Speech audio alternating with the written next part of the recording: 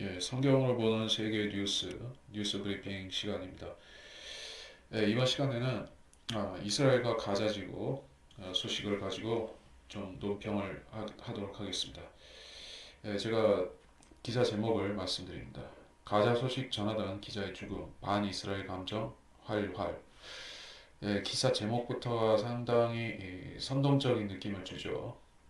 잘은 모르지만 이 뉴스원이라는 이 매체는 약간 좌파 성향의 매체인 것 같습니다. 그래서 이제 반 이스라엘 쪽인 우호적인 팔레스타인 우호적이고 반 이스라엘적인 기사를 그렇게 치중해서 쓰는 것 같습니다. 그래서 기사 내용을 먼저 보겠습니다. 팔레스타인들의 거주 지역인 가자 지구에서 전개되고 있는 반이스라엘 시위에 대한 이스라엘의 진압이 수위를 높이고 있다. 지난 6일 이스라엘군의 총격에 기자란 명찰을 가슴팍에 크게 달고 있던 팔레스타인 기자까지 사망해 시위대와 진압군 사이의 갈등은 더 팽팽해졌다. 지난달 30일 땅의 날에 시위를 개시한 팔레스타인인들은 다음 달 15일 팔레스타인은 대참사의 날로 불리며 이스라엘은 건국 기념일로 불리는 날까지 6주간 위대한 귀향 행진 시위를 가자 장벽 인근에서 계속할 계획이다. 팔레스타인인들은 지난 2007년부터 이 지역에 봉쇄된 채 살고 있다. 땅의 날 하루에 일어난 시위로만도 2014년 가자 전쟁 이후 최대 사망자가 발생한 것으로 알려졌는데 6일엔 피해 금요일이 재현된 듯 9명이 숨지고 490여 명이 부상을 입었다고 팔레스타인 보건 당국이 밝혔다. 지난주 사상자만 1000여 명에 달하는 것으로 전해진다. 미국의 소리는 이 가운데 사망자가 27명이라고 전했다. 자, 이스라엘에서 일어나고 있는 이 사건이 지금 5월에 맞춰서 미국 대사관이 예루살렘으로 이전하게 되어 있는데 그 시기와 맞물려서 돌아가고 있습니다.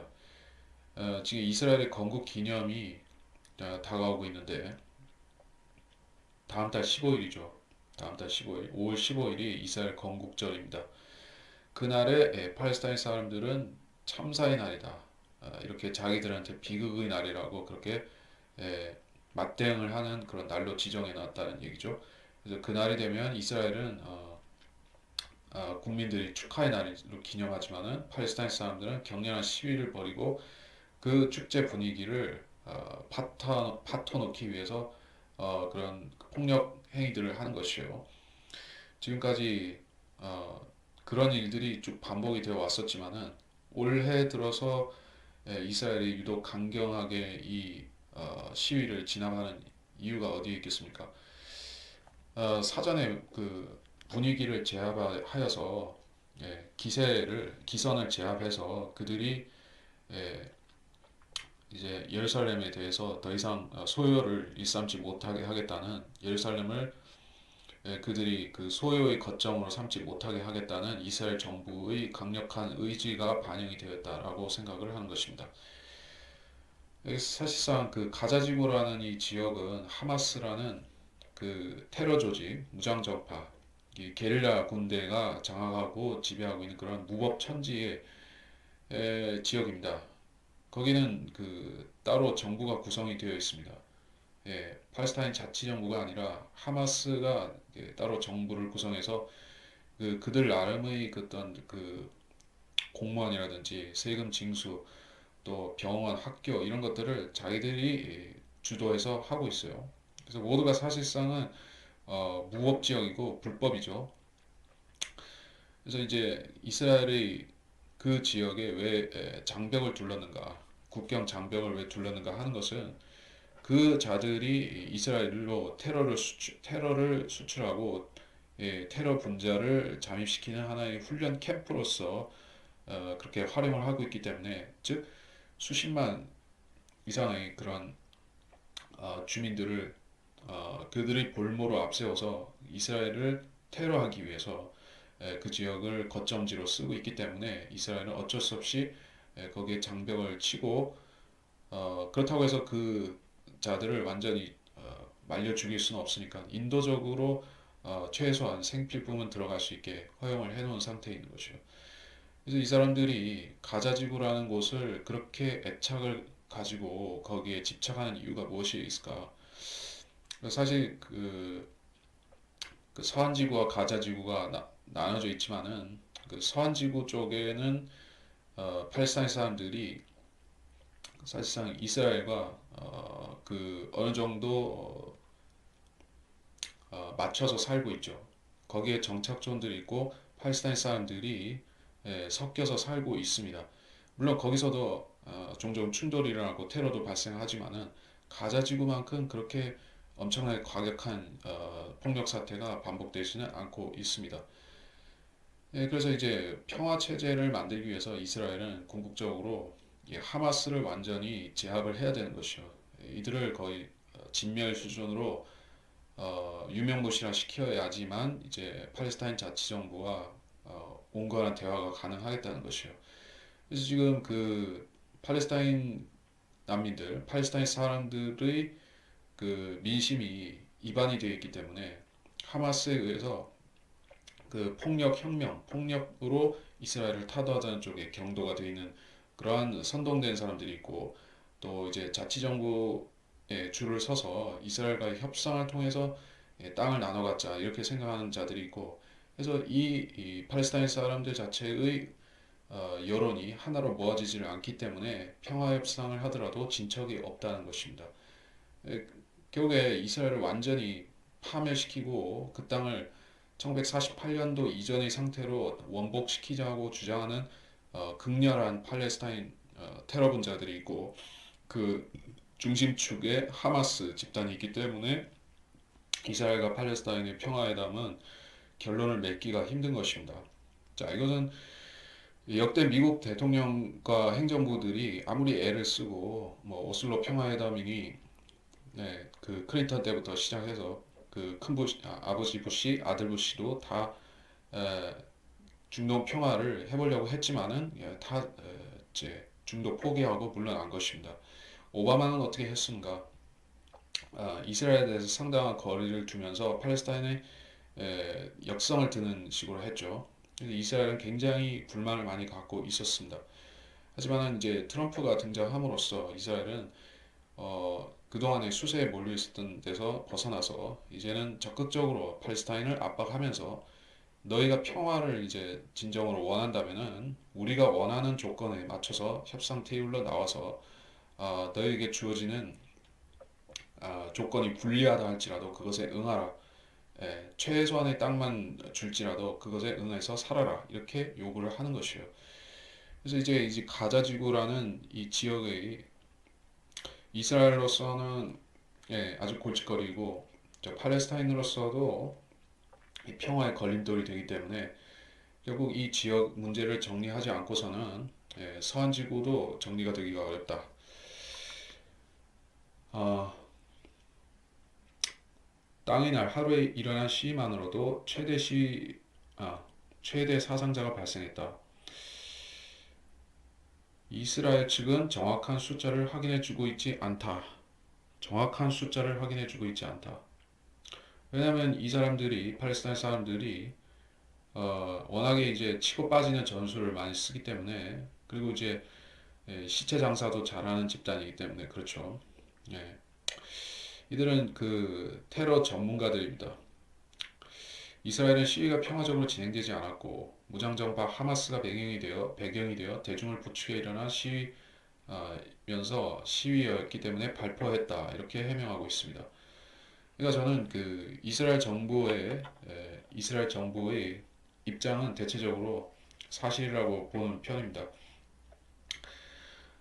이것은 이제 그 이스라엘이라는 나라 국가 자체가 민주주의를 근간으로 하고 있죠. 중동에서 실질적인 민주주의를 하고 있는 유일한 국가가 이스라엘이죠.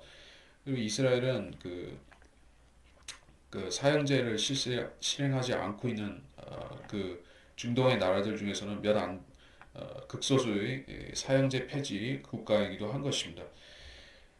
그래서 이제 이스라엘 내에서도 팔레스타인 사람들이나 다른 그 민간인에 대해서 잘못된 우인 공격을 했다든지 아니면 고의적으로 살상했다든지 하면 그 군인은 엄중한 처벌을 받게 되어 있습니다.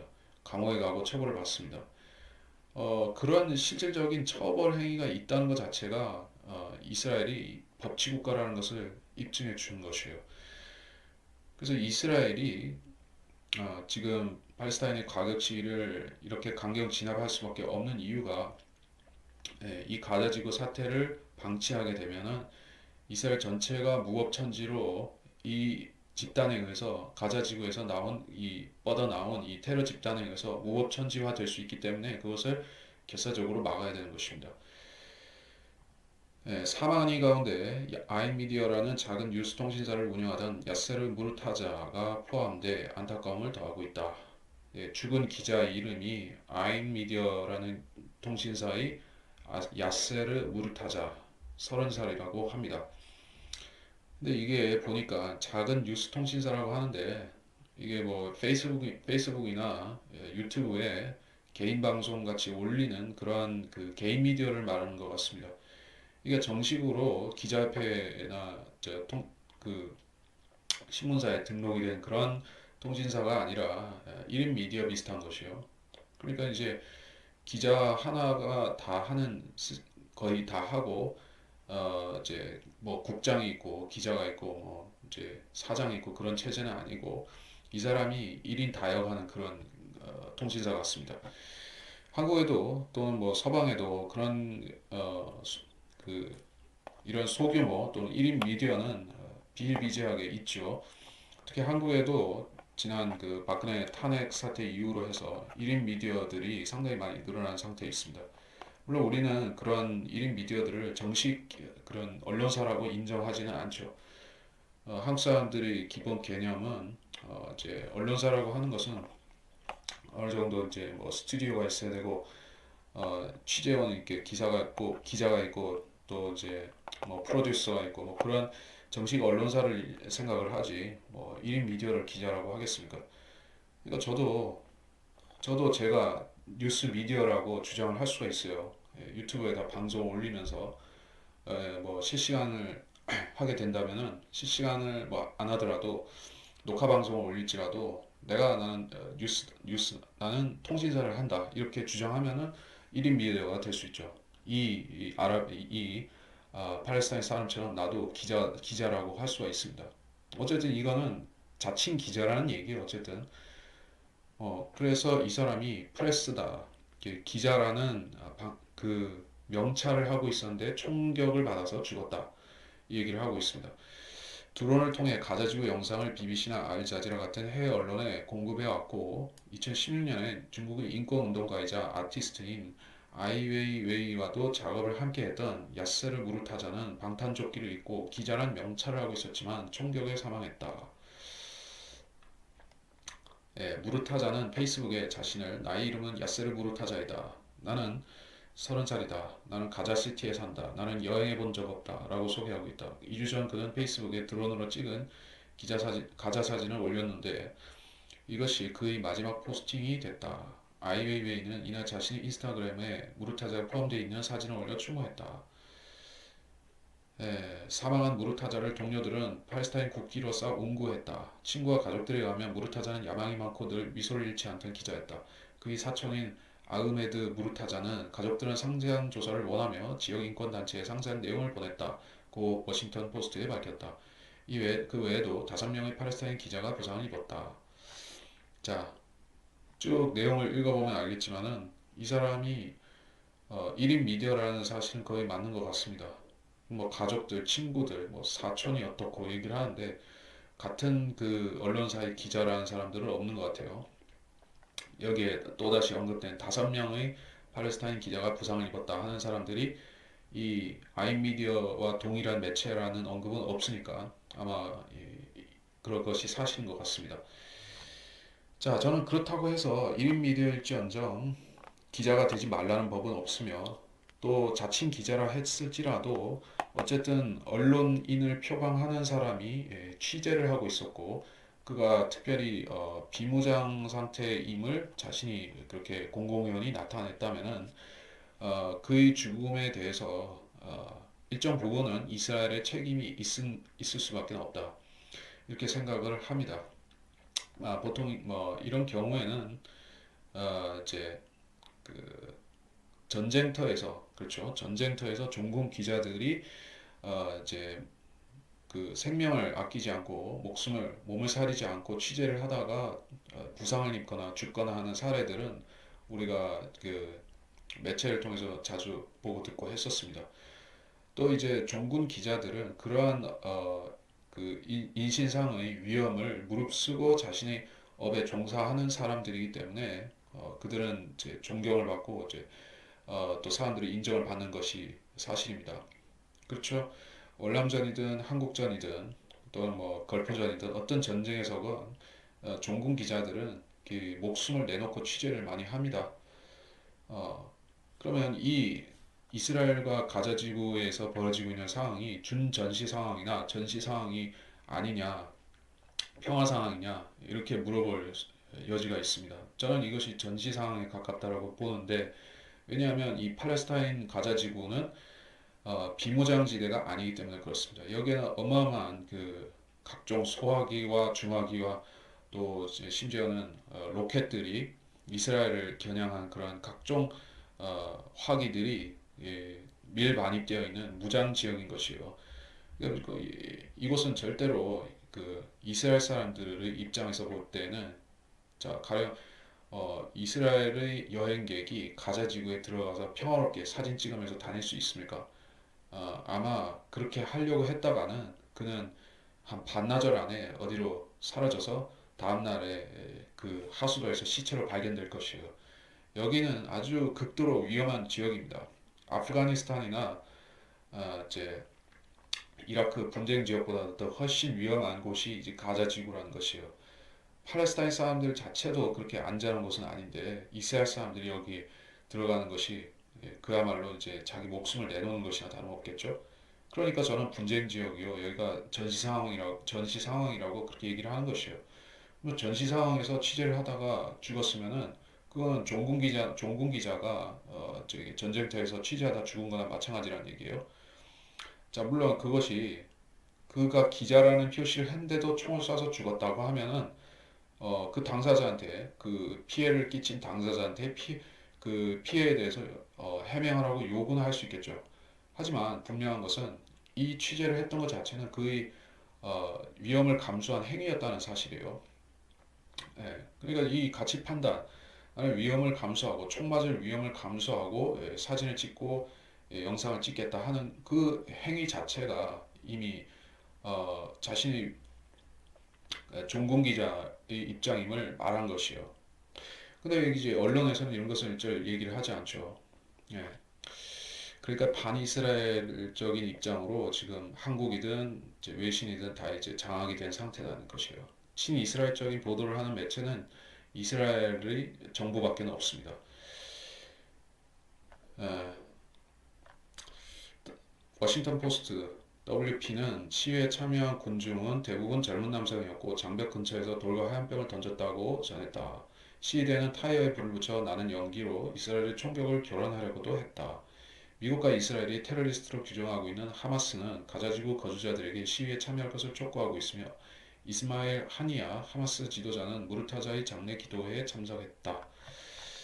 자, 테러리스트로 규정하고 있습니다. 미국과 이스라엘이 테러 집단으로 규정하고 있는 이제 극렬 테러 단체인 것이요. 이슬람 원리주의 테러 단체인 것입니다. 그리고 이들은 가자지구 거주민들을 통제 지배하면서 그들을 방패로 세워서 무수한 희생자를 발생시킴으로써 이스라엘에 대한 반대 여론을 고취시키는 그런 여론 선동전을 적극적으로 수행함으로써 이스라엘을 불리하게 만들려고 합니다. 이것은 이제 공산주의자들의 수법과도 비슷하고, 이제 우리 그 6.25 때에도 비슷한 일이 있었고, 그 북한과 관련된 모든 사건들에 이런 민간인들을 희생시키는 일들이 많았었던 것을 우리가 알죠. 그러니까 이제 공산주의 집단하고 이슬람 원리주의 집단하고 유사성이 여기에 있습니다. 그들은 부녀자, 노약자 이런 이제 취약 계층을 활용해서 자기들의 여론 선동의 목적을 위해서 써먹는 그런 비열한 짓을 많이 자행하고 있습니다. 그러면서 가장 그 중동에서 인권 선진 국가이고 또 이제 그 민주주의가 정착된 뿌리 깊게 정착된 나라이기도 한 이스라엘에 대해서 말하자면 인권 탄압이라는 오명을 뒤집어 씌움으로써 하나의 그 전 세계 사람들에게 인식을 오도시키고 있는 것이요. 이스라엘이 독재 국가를 보이게 만들고 팔레스타인과 하마스는 마치 평화를 추구하는 그 민주적인 집단 같이 보이게 만드는 것입니다. 팔레스타인은 전혀 민주적이지도 않고 민주주의라는 것을 실행하지도 않는 집단인 것이요. 예, 사실 상당히 많은 팔레스타인 그 자치지구의 사람들과 가자지구 사람들은 이스라엘과 평화를 맺고 평화의 조약을 맺고 그들이 이제 좀 제대로 안정적으로 살기를 바라는 것일 텐데 그들은 이 하마스 집단은 그것에 대해서는 전혀 여념 없이 이스라엘에 대해서 계속된 테러, 민간인들을 소모품으로 희생시켜 가면서 폭탄 테러, 뭐 심지어는 이제 그 뭐 자동차로 밀어버린다든지 이제 뭐 시카를 들고 가다가 막 이스라엘 군인을 찔러서 난자해서 이제 테러를 한다든지 온갖 방식의 그런 비인도적이고 비인간적이고 매우 비열한 테러를 저지르도록 이념을 주입하고 그 팔레스타인 청년들에게 오직 그 순교 알라신을 위한 순교만이 그들이 나아갈 길이라고 그러한 거짓된 신념을 불어넣고 있는 것입니다. 이것이 팔레스타인인들의 실상이고 이스라엘은 이런 그 우리에게 있어서 마치 북한의 그 김일성 주체 사상에 세뇌된 사람들이 한국을 그런 식으로 해코지를 하려고 하는 것과 유사하게 이 이슬람 어, 거짓된 이슬람 근본주의에 세뇌된 사람들은 이스라엘에 대해서 계속해서 끝간데 없는 테러를 저지르려고 하는 것입니다. 자, 기사 내용을 읽었고 기사 내용에 대한 평가도 이렇게 해서 이야기는 다 마쳤습니다. 근데 이제 성경과 관련해서 보면 이스라엘의 회복이라는 주제를 놓고 성경과 관련해서 보면 지금에 진행되고 있는 일은 크게 봤을 때 거시적으로 봤을 때 결국 평화협정 체결로 가는 노정에 있는 것이다. 중도에 있는 것이다. 이렇게 볼 수가 있습니다. 결국에 이스라엘과 중동의 아랍 각국들과는 평화 관계가 확립이 될 것이요. 그것이 성경에 예언이 되어 있는데 그 일을 하게 될 주체가 적그리스도 계시록 6장에 등장하는 흰말 탄자 첫째 복음이 떼어질 때 등장하는 그자가 이스라엘과 팔레스타인 또 기타 중동 국가들과의 평화회담을 주선하고 그를 성사시킬 것이라는 얘기예요. 지금의 상황은 그렇기 때문에 그 거짓된 평화가 오기 직전의 소요 사태라는 것입니다. 어, 그래서 이제 어떤 부분에 비교를 할 수가 있냐면은 우리의 6.25 전쟁 때 그 전쟁이 가장 치열했던 구간이 언제였었습니까? 물론 전쟁 시작할 때도 엄청 치열했었지만은 1950년도 6월에서 12월 사이에도 어마어마하게 치열을 했었지만은 그러고 나서 51년도부터 52년도 이렇게 그 중간기에는 좀 이제 그 고지전탈전 식으로 이렇게 소강 상태 비슷하게 갔던 기간들이 많습니다. 그 기간 동안에 이제 휴전 협정을 체결하기 위한 회담들이 계속 판문점에서 벌어지고 있었죠. 그리고 이제 휴전 협정 체결이 막바지에 도달한 53년도에 가서 그 사인하기 직전까지 엄청 치열하게 전투가 벌어졌었습니다. 그리고 휴전협정 체결하는 그 시간부로 해서 모든 전투 행위가 딱 멈췄는데 그야말로 이제 폭풍이 지나간 후에 고요처럼 그렇게 되었던 것이에요.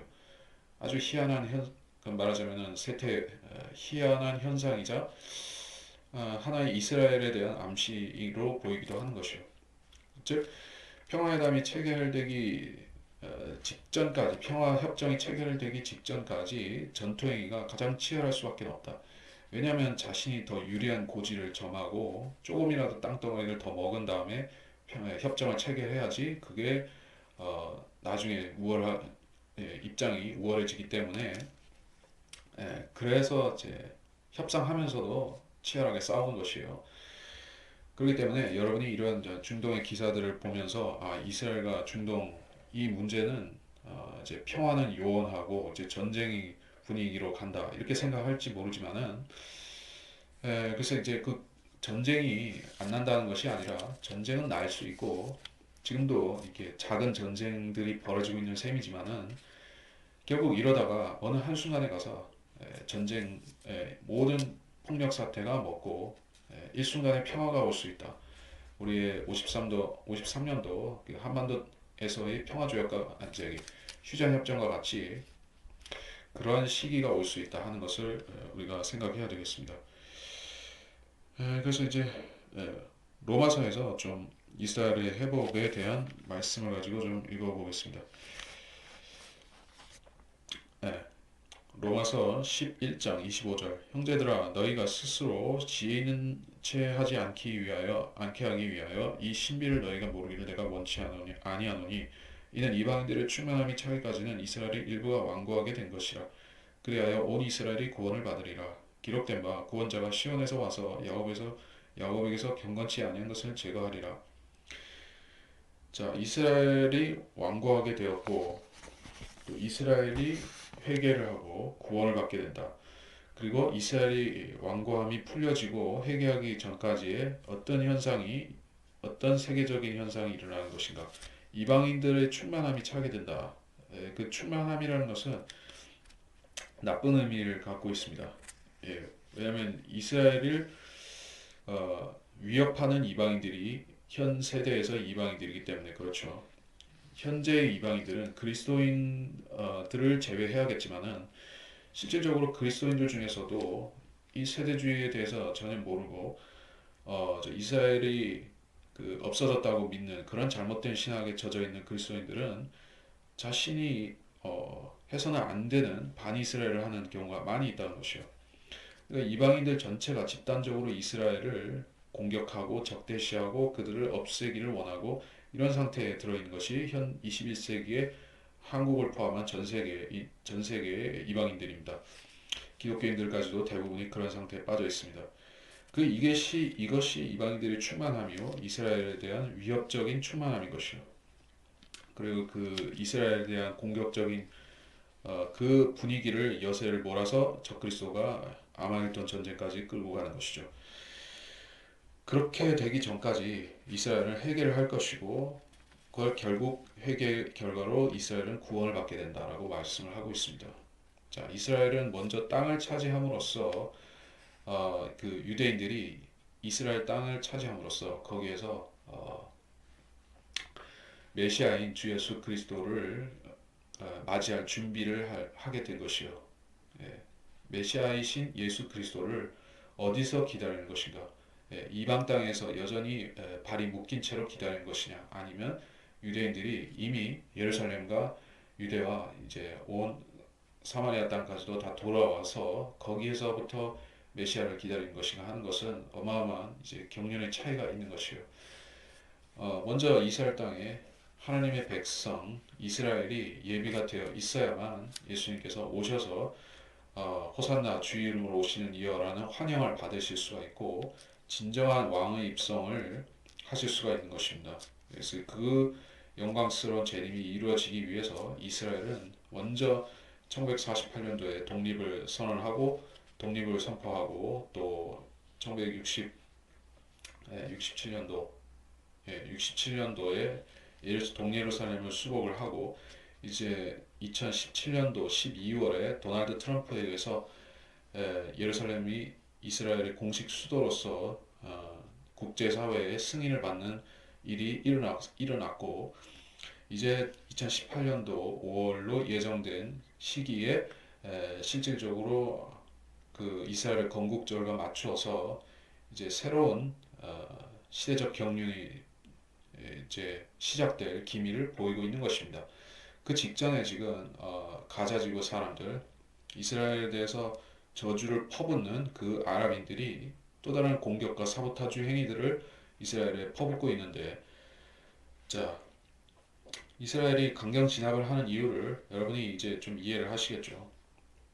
이스라엘 사람들은 기본적으로 그들이 예수님을 안 믿는 상태, 불신의 상태에 있다 할지라도 그들은 성경의 예언은 믿는 사람들인 것입니다.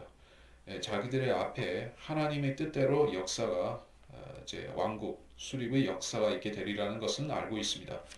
예수님께서 그 메시아라는 사실은 지금 유대인들 대다수가 모른다 할지라도 어쨌건 하나님께서 이스라엘을 선택하시고 이 지구상의 모든 유엔의 나라들을 대신해서 이스라엘을 이제 중심국가로 세우실 것이다 하는 성경의 예언은 이스라엘 사람들이 모르지를 않는단 말입니다.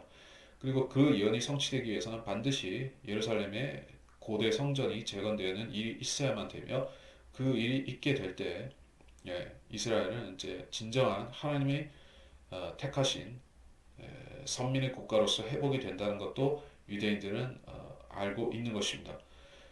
유대인들이 예수님을 안 믿어서 그렇지 성경에 대해서는 이렇게 잘 알고 있습니다. 그렇다면 이제 우리 그리스도인들이 이스라엘의 또 팔레스타인에 관련된 뉴스들을 보면서 무엇을 소망하고 또 무엇을 우리가 절체절명의 기대를 갖고 기다려야만 되는 것입니까? 바로 우리의 휴거죠. 우리의 몸의 부활이자 또한 휴거를 우리는 절체절명의 소망을 품고서 기다려야 되겠다 하는 것입니다. 휴거가 왜 그렇게 중요합니까? 우리한테 중요한 만큼 유대인들한테도 중요한 것이에요. 교회가 우리 그리스도의 몸된 교회가 유대인들에게 자리를 비켜주고 하늘로 올라가지 않으면 유대인들은 이제 환란 시대에 다시 등장해서 역사의 전면에서 활동할 수가 없습니다. 적그리스도도 나올 수가 없습니다. 적그리스도가 나올 수 없다면은 그리스도의 재림도 지상 재림도 없는 것이에요. 하나님께서는 이 모든 일들을 성경에 예언된 그대로 문자적으로 성취를 하셔야만 되는데 그렇게 하기 위해서는 먼저 이 신약 시대, 교회 시대라는 경륜이 거두어져야만 되는 것입니다. 우리는 교회 시대라는 경륜에 속해서 살고 있고 우리는 그 사도 바울에 의해서 전파된 바 하나님의 은혜의 복음이라는 경륜 하에서 살아오고 있습니다. 우리는 그 경륜 하에서 은혜의 복음을 들었을 적에 믿고 구원을 받았고 혹시 여러분이 아직 구원을 안 받았다면 여러분은 여전히 복음과 무관한 그 죄악 세상의 이방인이겠지만은 어쨌든 복음을 믿었다면 이제 여러분은 그리스도의 몸된 지체인 것이요. 우리가 하늘로부터 예수님이 오셔서 우리를 부르시는 순간부터 이제 이스라엘은 다시 인류 역사의 전면에 나와서 하나님의 심판, 하나님의 시험대 위에 서게 되는 것입니다. 야곱의 고난의 때가 이제 시작이 되는 것입니다. 그러기 위해서는 이스라엘의 성전이 세워져야 되고 성전이 세워지는 과정에서 전쟁이든지 어, 소요 사태든지 심지어 세계 대전급 전쟁이라든지 무엇이든 있을 것이요. 우리가 그런 일을 보지 못한다 할지라도 우리는 성경을 통해서 반드시 세상에 그런 일들이 있을 거리라는 것이라는 사실을 알아야 되고 성경을 공부해서 알 수 있습니다. 제 마지막으로 제가 성경을 우리의 휴거에 대한 성경 마치도록 하겠습니다.